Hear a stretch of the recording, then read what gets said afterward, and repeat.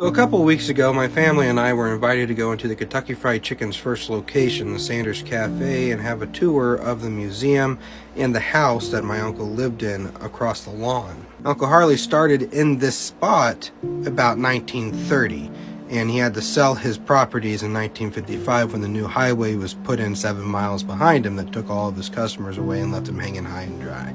This is what it looked like back when he ran it. You pay attention to that tree. Taken from that same spot in 2023, this is what it looks like now. They've completely changed it and renovated it, with keeping some of the original architecture of the building, such as these peaks. Notice the tree difference. Now, about over here is his house. You can't see it, it's behind the building. There's a plot of grass with a really old sidewalk that they undug after doing some landscaping work of the yard. They didn't even know it was there, but that leads to the house. This is the house, but this is the Colonel's home behind the Sanders Cafe, which used to be the Sanders Court and Cafe. This is that sidewalk I was telling you about. About here, he had a grill that sat out there. This, I don't remember what they said this is, but he had a grill out there, and unfortunately they had to tear down that area. They had like a stone wall and a grilling area. But when he owned the Sanders Court and Cafe and ran it until 1955, he'd come out from here and walk across the yard to the restaurant.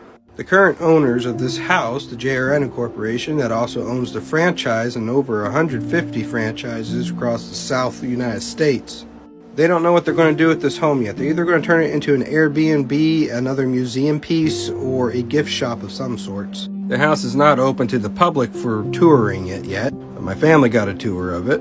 Here my family is walking across that sidewalk, and that's the Sanders Cafe there.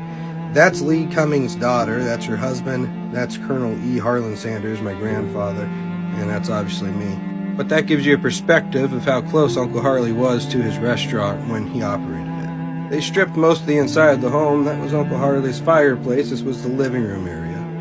This was his kitchen. Those are all original cabinets. Those are the ones the Colonel touched, used, his family when they lived there. That has not been changed. This is a replica of his kitchen, and this is what it looked like when he ran it. That's in the museum.